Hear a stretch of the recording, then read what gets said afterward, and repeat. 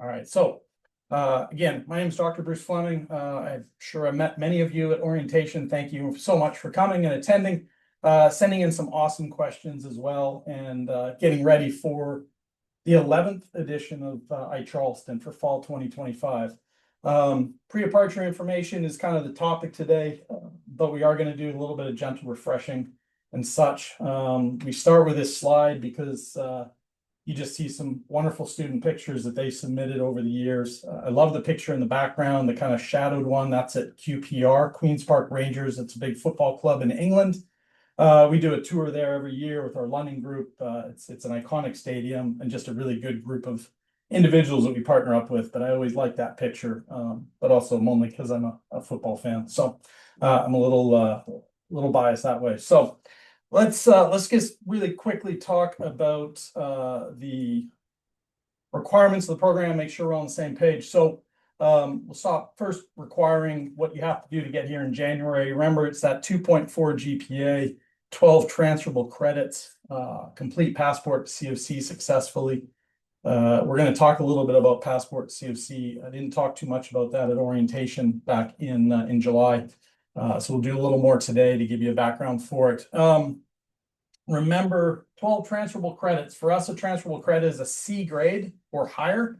That's a national policy, has nothing to do with College of Charleston. But if you do not get a C grade, so a C minus or lower, the credits won't transfer in.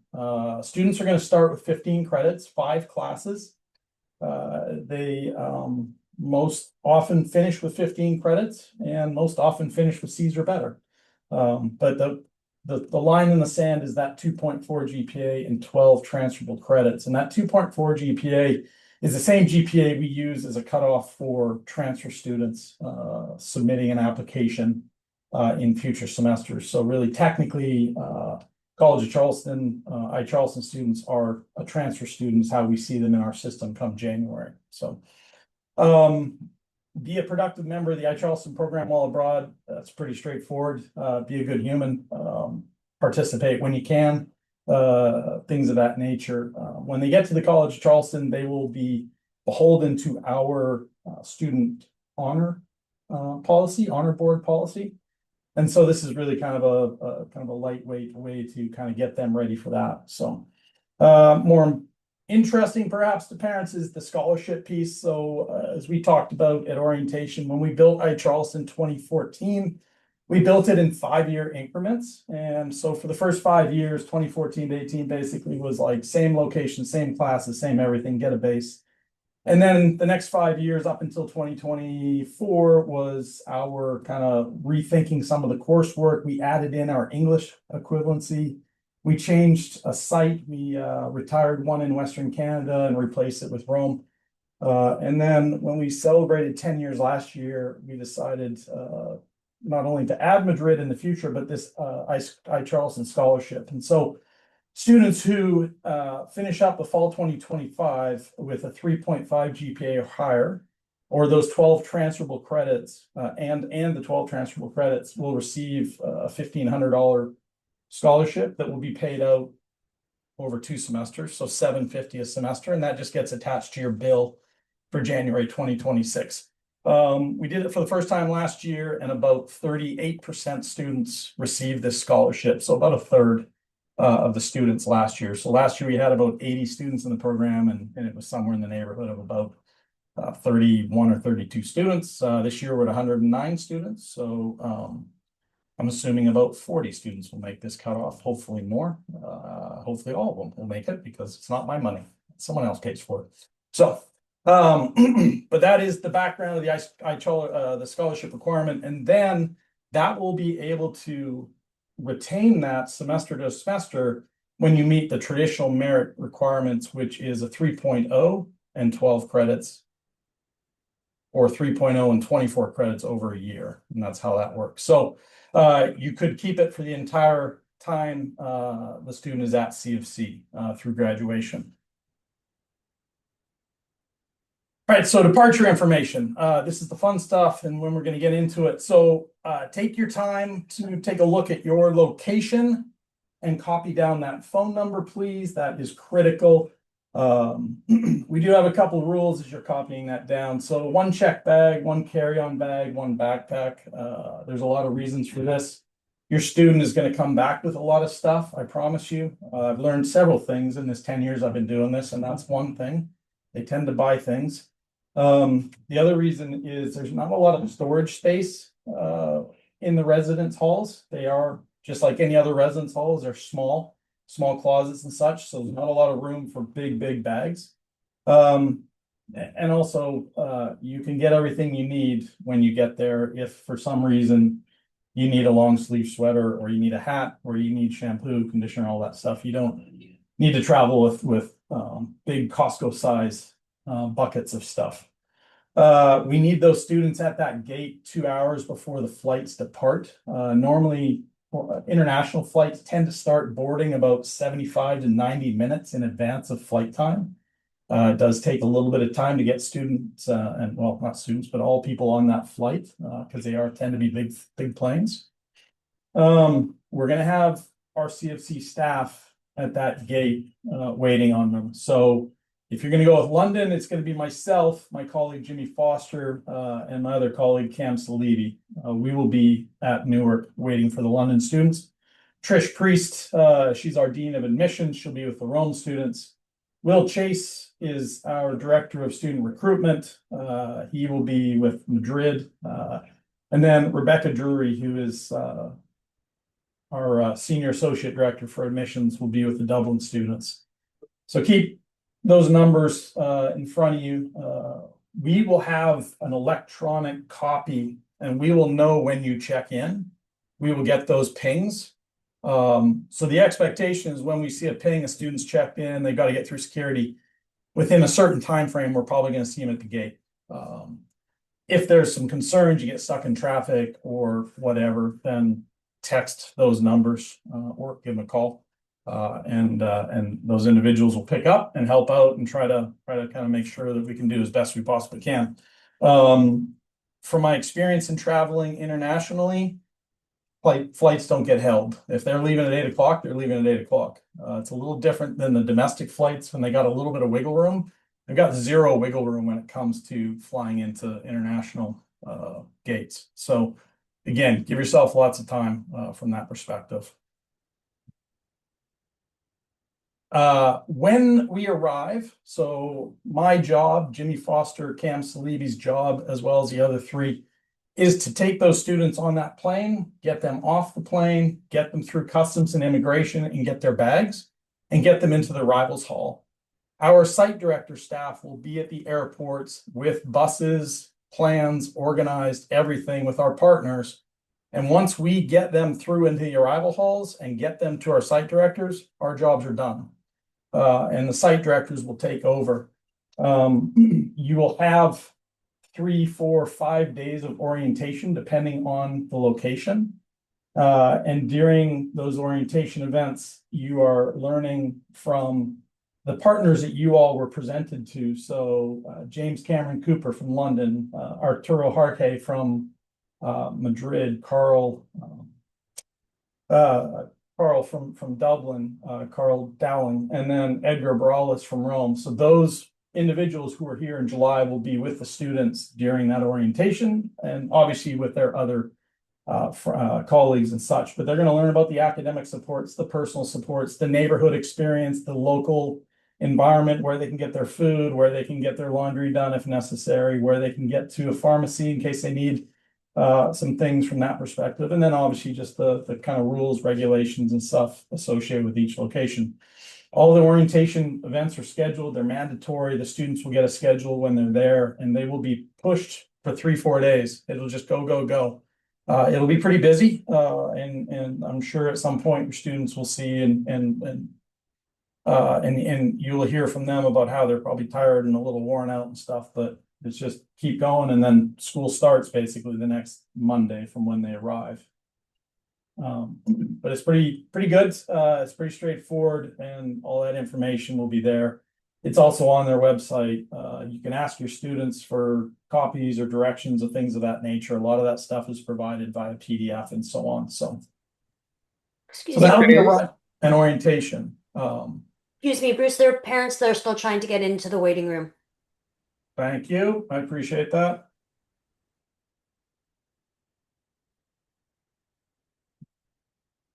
So once we kind of get into that, that arrival orientation, those 3, 4, 5 days, a student should be acclimated to where they're living, where they have to get all the different supports and supplies and stuff of that nature. Our site directors will be doing some of their own events as well in conjunction with our partners, just to kind of fill in the gaps and really start making that bond and that kind of relationship that we need to be successful for 14 or 15 weeks together.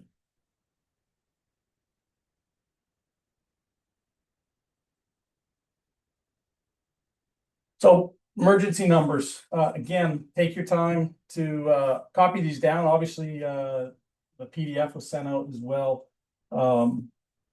These emergency numbers are specific to each location. They are really truly for emergencies. And what we mean by that is if your student calls you and says, hey, I don't feel well, I need some support, and you're a little uncomfortable, then you call the number. Okay. Don't call the number if, hey, I haven't been texted my student for an hour, I don't know where they are. Please don't use that. It's purely for emergencies from that perspective. The students will be provided these numbers as well, and our site directors have access to these numbers also, in terms of if they're out with a student group and perhaps they need a little bit of support, they have access to the emergency numbers as well. Obviously, the whole goal behind, or one of the goals behind this stuff is students advocating for themselves, and making sure that they are reaching out to their partners and reaching out for the support necessary. As I said at orientation, you're reaching back out to me if you have concerns, email, phone call, and between everybody, we can get the supports necessary and get things solved as much as possible. We've learned in the last 10 years, the first couple of days is pretty challenging for students. You're going to see some homesickness, some culture shock. There's probably going to be the odd phone call of doubt. Why did I do this program? A lot of that tends to be tiredness, tends to be, do I fit in? And all that stuff. But it's not uncommon at all for a student to give you a ring with an absolute dire situation, hang up the phone, you're left with this bag of direness, and they're off having a great time with their friends. And so keep that kind of in the back of your mind as you go through this process. So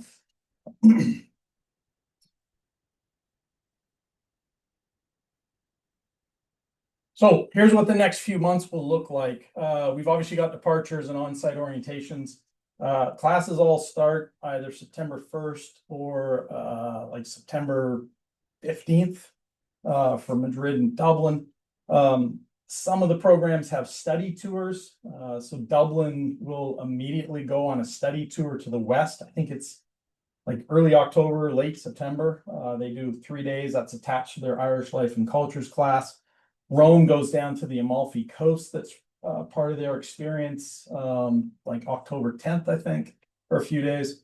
You've got some fall breaks through October. Everybody has a fall break except for Madrid. Madrid does not have fall breaks. They've got long holiday weekends that are specific to Spanish religious holidays that are dotted throughout the semester.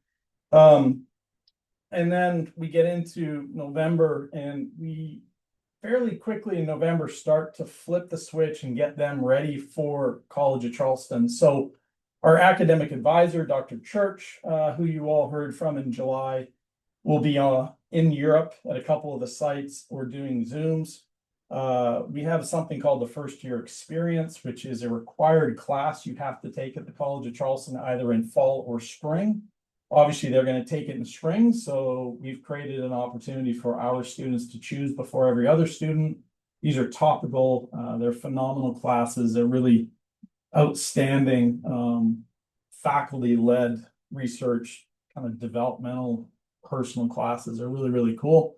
And then you will come back and you'll have a new student orientation that is specific to College of Charleston. So what we did in July was iCHRLSton orientation, but January is new student orientation for all inbound freshmen. And that'll be on Monday, January 5th after move-in. And then you got your final broad exams, perhaps some final things the students want to do, and then you're departing at the term's end. Our site directors will bring the students back to Newark or Dulles, depending on location from where they're coming from. And then once they get them onto American soil, their job is done until January. So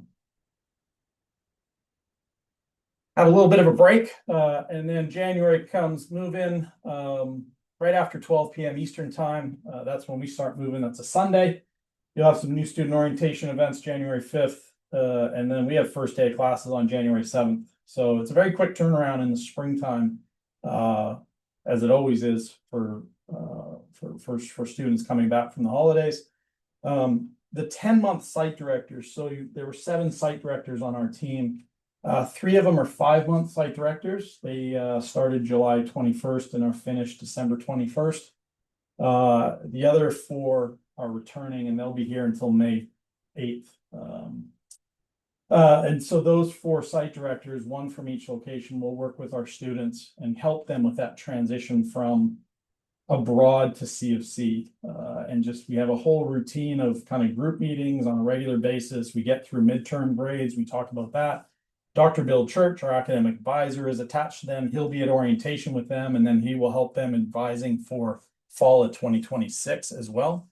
And so we have a nice group of support environments for those students as they return. So throughout the fall, they're going to take an experience that we call Passport to CFC. So this is a weekly facilitated class that our site directors teach. This is something that looks not only the transition from high school to college, the transition into CFC, but it kind of helps students start thinking about why are they in college, why did they choose this program, what are the specific goals they may have, and then looking at some of the resources abroad or the mental and physical health supports that we have. There's some workshops, there's programming.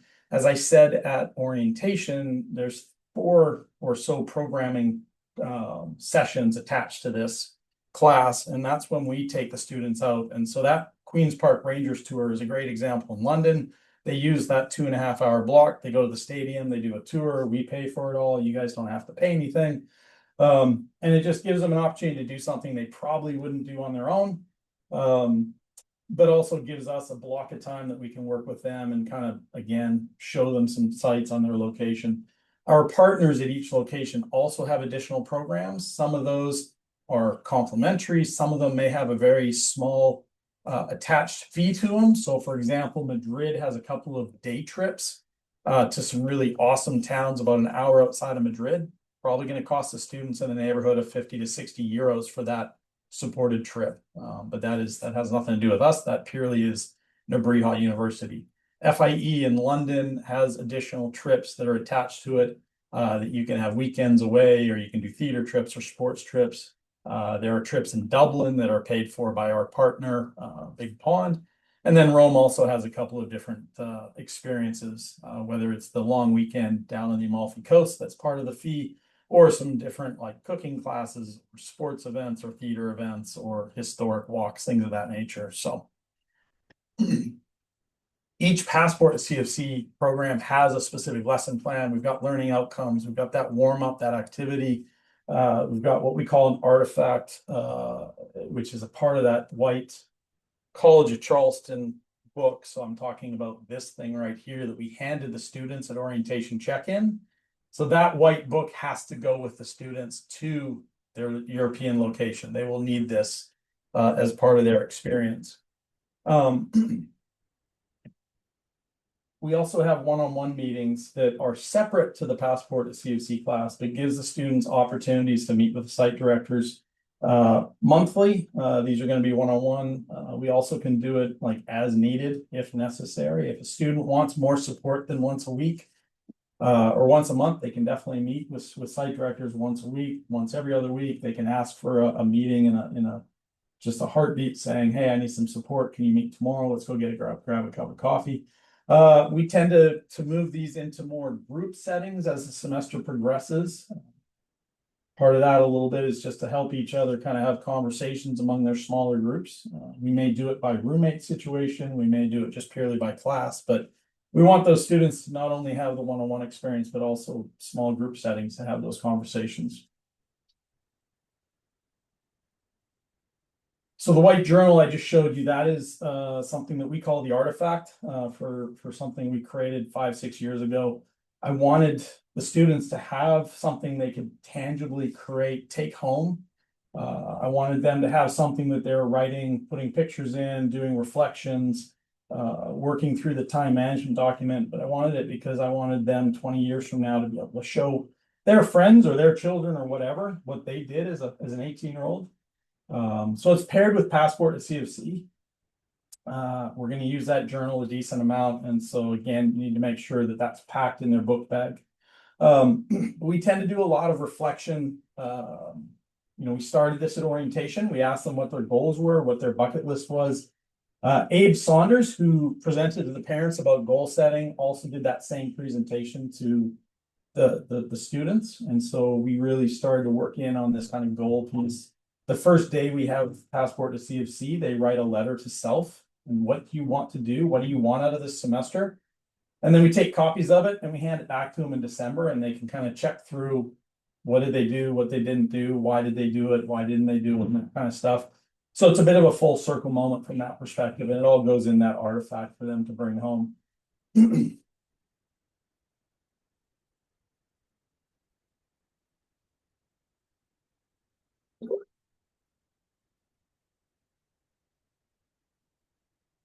So just, a quote here is a beautiful picture of Howth in Dublin, which is this awesome little seaport town that's a 15-minute train ride outside the city. Students will go there for a hike. Hopefully it'll be a beautiful sunny day like it was here. But you start to see these kind of statements. I lived abroad. It's nice to be able to say that. It's cool and different. This one from London, that's Kensington Gardens, just outside of the palace where Will and Kate used to live. But this notion of like, I just went abroad for 4 months. When I got back from being gone for so long, I could tell I changed by being around the people that I'm always around. I was so mind-boggled looking at how far I've come. Those kind of statements. Said this at orientation. I will see your students a couple of times throughout the semester. I ran into a few of them during orientation. And as I go through that process, I tend to have conversations with students over dinners or lunches and just ask those kind of standard questions like, what's your greatest success? What's your greatest challenge? What do you think you have developed since you've been here?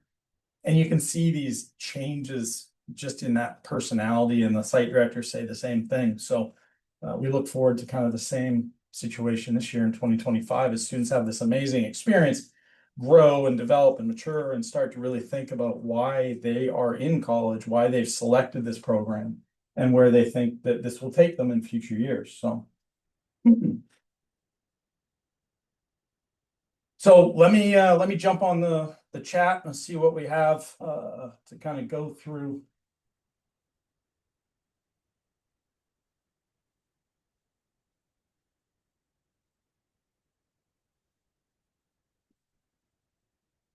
So one question right away is for London, the London students, so asking about a letter of admission. So in your FIE London My Study Abroad portal for London specifically, there will be a letter under the My Documents tab. And that will be document title will be the last name and then visitor letter.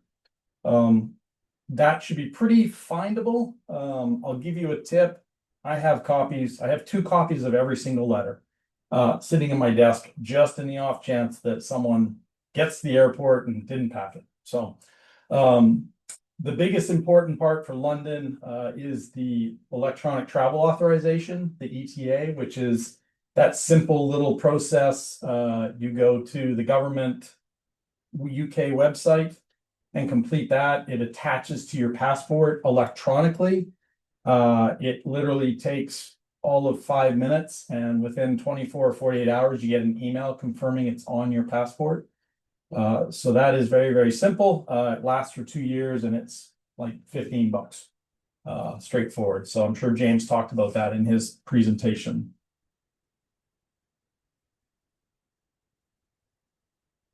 Advice on phone programs. This actually is perfect for everybody. Two things you got to think about. First off, make sure the phone is unlocked. That's a pretty simple call to Verizon or T-Mobile or AT&T to ask if it's unlocked. Second thing is you can take care of it when you get there and purchase a new SIM.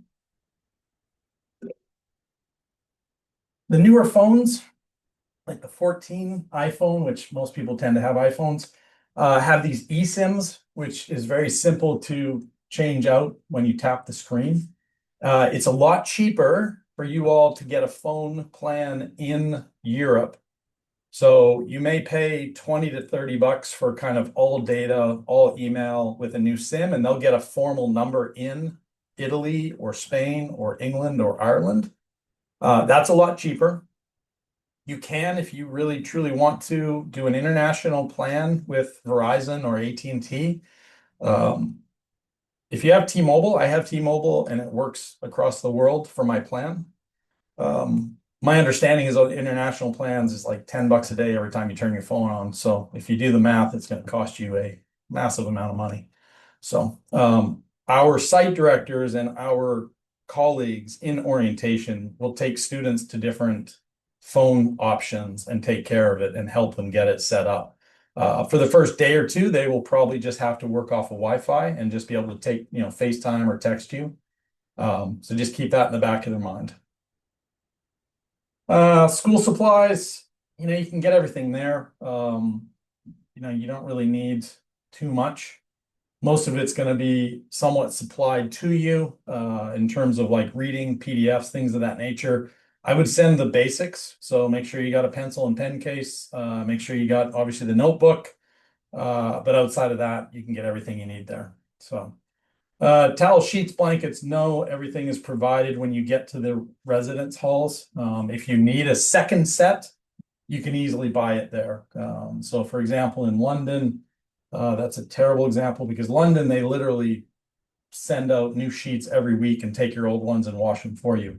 If you're in Dublin, they don't do that. You can go up to the equivalent of a TJ Maxx, which is called TK Maxx in the UK and Ireland, and buy sheets and towels and all that stuff. They tend to be very bulky to pack, which you do not want to use valuable space.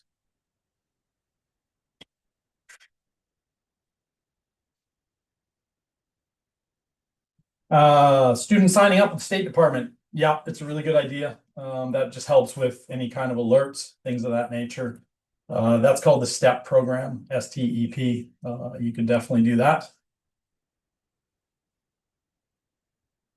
Thanks, Jody, for that comment about the ETA stuff. It is very simple. Yep.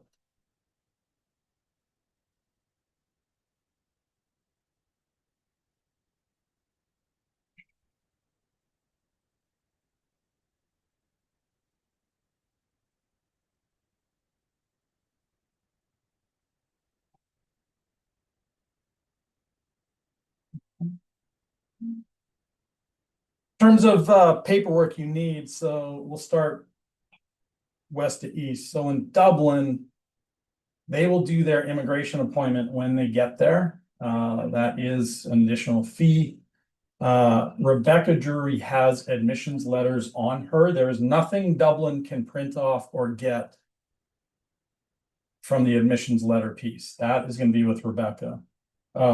In the Dublin presentation that was sent out last month, it would have indicated that you need to have your passport, you need to have copy of a bank statement, copy of insurance, make sure medication, this is actually medications for everybody. If you have medication, make sure you have it in your backpack on you, don't check it, doctor's records for that medication in terms of a prescription and things like that. London, all you're going to need is that passport and the ETA, and then the letter. London is by far of the four very easy. We will come through immigration. We will go through the e-gate, scan our picture, and walk right into baggage pickup. For the most part. We may have the odd student who does have to go and chat with a border guard, but it's very simple. Spain, that passport should have your visa inside it. And then Italy, you've got that same situation. Your passport should have your immigration visa inside of it. And again, straightforward as you come in from that perspective. So Bruce, though, for Madrid, do we need to include any letters and documentation, or is the student visa cover all of that? student visa should cover all of that. You did get a letter from Madrid as part of that process to get that. Not a bad idea to just always have that on person, just as for further evidence from that perspective. So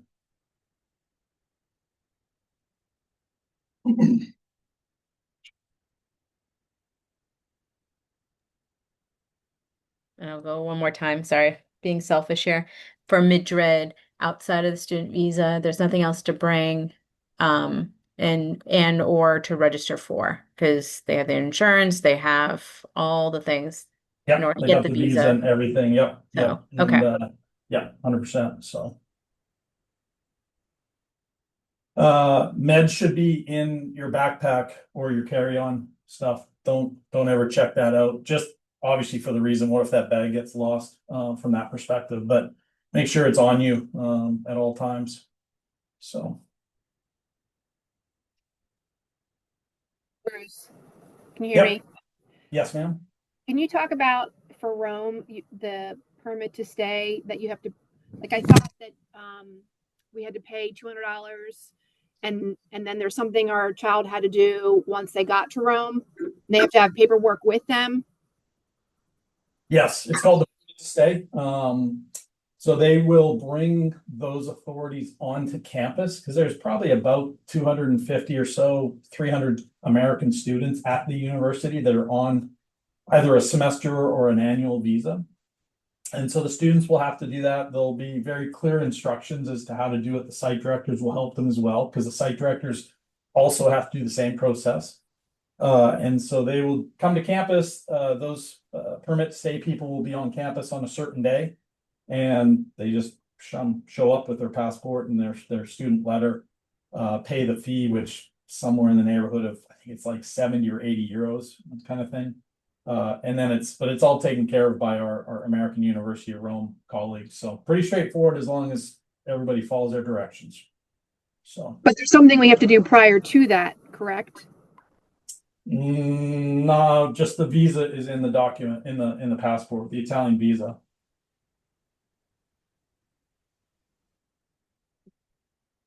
Let's see. Recommend buying tickets home, Charleston, November. When you see November, I assume we're talking about for Thanksgiving. So there are still classes in Thursday. Sorry, on Thursday and Friday of November, Thanksgiving week. So I would not recommend heading home that time because you're going to miss tests, you're going to miss assessments, and you're going to potentially miss classes as well. It's a great time for families to travel because obviously everybody on this side of the pond gets a long time off. But just remember that they're still in classes during that entire week, even though we're off classes. Sorry, what I meant was knowing when you're going to go actually be admitted to College of Charleston. Oh, gotcha. Thank you. Yeah, so that will all be done late December. Usually is about like pretty much almost at the end of the kind of 11th hour because we won't get grades and final assessments until after December 17th to 18th for London, and then also probably December 21st for Rome and Madrid.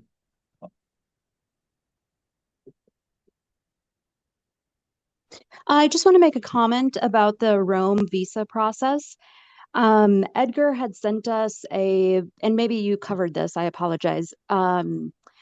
Edgar sent us a link to start the permit of stay prior to the students arriving in Rome. So we already Yes. paid the $200, and I just caught the Perfect. brief part of it, so I apologize if I missed Yeah. something. No, you didn't miss anything at all. That definitely can be done before you get there. And then it's also done, obviously, can be done when you get there from that Oh, perspective. perfect. Yeah. Thank you so much. So, yeah, that's excellent. Newark have a separate international terminal. Yeah, it does, for sure. But Newark's pretty easily connected. I will make a suggestion if you are flying into Newark the day of, so let's say you're coming from Dallas to Newark. Yep, thank you, Bob. Terminal C, you are correct. I would encourage you strongly to ask United. Well, I'd encourage you to try to fly United to Newark so that because it's a United flight on. Same for Dulles. And ask when you check in to have those bags connected and tagged all the way to Heathrow. Because if you get to Newark and you don't do that, you're going to have to go outside, get your bags off the conveyor belt, and then go back and check in for the additional flight overseas. So just a bit of a pain. Bruce, could you tell me or tell us, like, how important is the FIE portal? My daughter is not, there was some trouble with the login. She had to change the password, and then there's no information on it other than her name, and it says that she's an applicant. So how important is it? I think Jake sent her the letter, so she didn't have to get it from the portal. Like, is this something that she needs to have? Yeah, it's pretty important. I'm going to send you a direct message right now, with an address that, like an email address, because you're going to have to reach out to a woman named Stephanie Brown.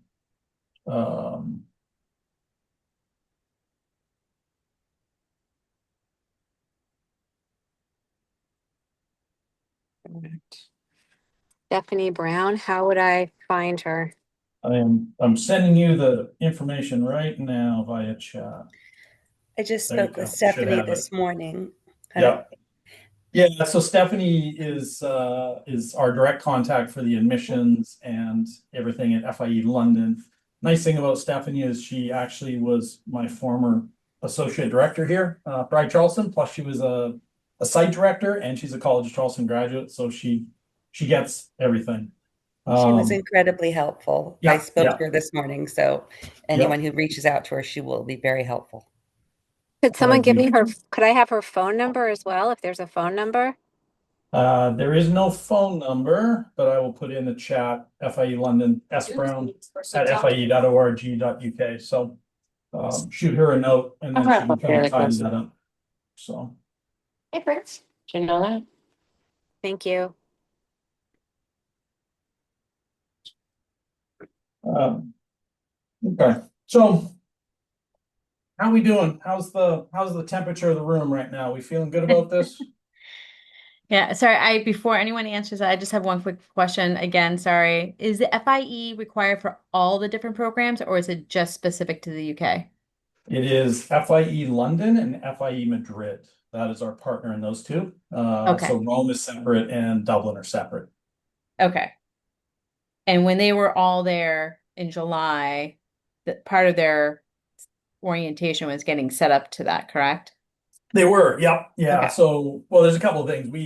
Those accounts with actually all locations, the student, what we call an LMS, a learning management system, that is specific to each location. So your students have a learning management system at each location.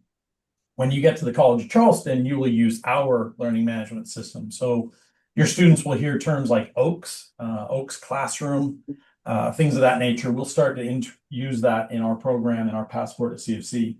So these accounts are kind of critical because that's where the students' grades are going from our faculty abroad. That is where the student assessments are going.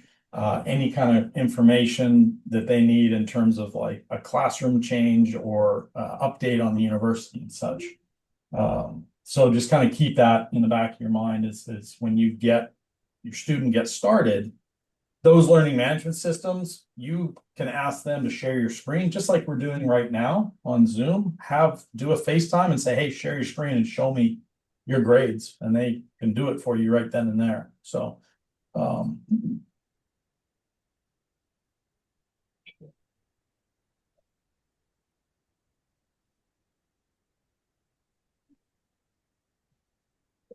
Bruce, Yeah. would Stephanie Brown also be a person who you would reach out to? So I sent you a private message. Casey has overlapping classes one day, like a 9 to 12 and then a 10 to 1. Would she be the one we reach out to get that fixed, or is that through you? It's not through me. And Stephanie's colleague will take care of that. So you can email Stephanie and say, hey, this is a concern. And then Stephanie can work with her colleagues. So just start with Stephanie. Okay. Yeah. So.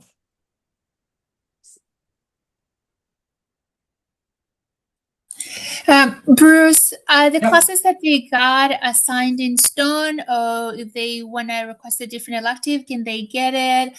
And then my second question, you said you will get a notification once they check in.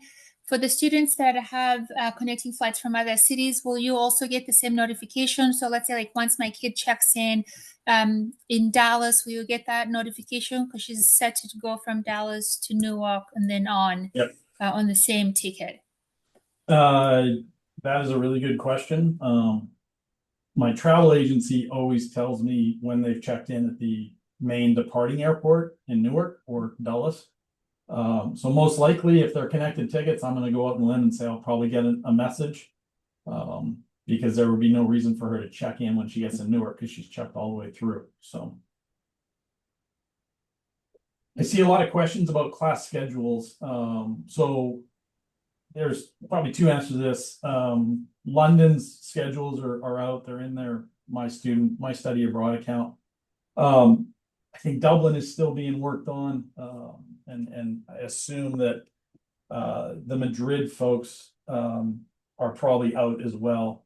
Most of the time, they tend to hold off on this stuff until they get into the actual country to show them. And there will be an opportunity to change courses if they so desire. It will be kind of locked down, so they're not going to just be able to change and do whatever they want. They're going to have to go and chat with the registrar at each institution. They'll have to talk to our site directors. And the reason being there is kind of twofold. First and foremost and most important is that we only have a certain number of courses that they can register for. So in each location, there's about 18 to 20 courses. And we don't want them outside of that list because we're not 100% sure those other courses will transfer in. And that's not part of our agreement. The other reason is, as you all can imagine, an 18-year-old student starts to say, no, I don't really like this class, it's no fun, and tells his friend, and then his friend drops, and then his friend tells a friend, and his friend tells a friend. And next thing you know, we have 15 kids dropping a class that they shouldn't drop. And it's usually an important class like our English 110 equivalency, for example, that everybody has to take at their location. So they'll be able to make changes, but they're going to have to ask. And again, that's no different here at College of Charleston. When they start to make changes in spring of 26 or fall, they're going to go and chat with their academic advisor before they make those changes. Thank you. I wanted to just make a quick comment. There was some texting. My daughter got a text from another kid in the Rome program that when she logged in to United Airlines, her name was showing up on the itinerary, like the other kid, my daughter's information was showing up in her flight. And then when she logged in, she had her information, but she also had another kid's information. So that might be confusing for them. Some of them, I don't know. I don't think it's a problem, but I just wanted to point that out. Yeah, the group flights tend to have that odd little challenge every once in a while. It's not an issue because it's a group roster that have been provided to United, and it tends to be on the United side of things, or Delta or American when they do group flights, whatever that reason is. So, all righty. Bruce, Okay. I have some questions. Sorry. Yeah. When you say reviewing academic information, so I'm a Rome parent, are we looking at the AUR website, right? But then also using the Charleston site for the future? Like when I look at grades, like I can see for Rome parents, I can see my son's schedule in the Rome, in the AUR website. Yep. I don't really have a lot of access in the Charleston website, and I'm assuming that's because they're not really full-time students there yet. 100%. There's going to be nothing in our My Portal until we formally admit them come December. And then even then, there's not going to be a whole bunch in there because there are not any courses or academic specifics to what they've done in the fall. It's all at the other institutions. But come spring, then that My Portal becomes critical to that student success, right? Okay. So talking about the spring, I just want to make sure I'm clear because we have a parent chat kind of going on. Our kids aren't going to know until they're really fully registered for College of Charleston until late December. But they've already hopefully picked out housing, which I know is very tight at Charleston, because you guys guaranteed housing for our students for the spring semester. They get to Charleston. I'm putting the cart before the horse, so to say, and I don't mean to do that, but I just want to make sure I have my ducks in a row. So they get there on the 4th, they pick classes on the 6th, and then they start their classes on the 7th, as long as they get approved up in December. Yep, 100%. Yeah. So we will kind of pre-organize all that stuff so it's good to go. Normally, like I said, we tend to send out those confirmation emails as once all the programs are back. One of the challenges that we run into is we've got London and I think Rome will be back like December 12th or 13th, and then Dublin and Madrid come back about a week later. So we got to wait until everybody's back before we do that. The students will, and yourselves will probably know what's going on because you will be able to see the grades and you can kind of calculate them and get a good sense. If you open up the final grades that they're going to get on December 15th from London, for example, or the 16th or 17th or whatever, and see 4 A's and a B, yeah, you're good to go. So yeah, that'll be that. And then the housing is guaranteed. That's no problem. We have that all set and everything. So you don't have to worry about that. You just have to get yourself here to move in on January 4th. January 5th is when they select the rest of their classes. The first year experience will be 1 or 2 classes on their schedule already set. And then from there, they'll pick 3 or 4 additional classes. It is never any issue with students to get classes in the spring. We have plenty of space from that perspective. I will caution you to talk to your students about getting classes versus getting the perfect schedule, right? They're first year students. First year students tend not to get the perfect schedule because many of our first year classes are across the entire spectrum. And so you may have a 4 o'clock to 5 o'clock Monday, Wednesday, Friday class. That's possible. You may have a 8 a.m. Tuesday and Thursday class, and you may not like that, but that's just going to college. So, perfect. All right. So I promised about 45 minutes. We're just past that. If you have any further questions, let's continue the conversation via email. I'm looking forward to literally 2 weeks from now jumping on a plane with 47 students and getting fall 2025 rolling out. So hope you all have a wonderful Tuesday. The rest of the week, again, I am here for the next 2 weeks until I leave for London. More further questions, you all know how to get in touch with me, and I wish you all a great Tuesday. Bye, everybody.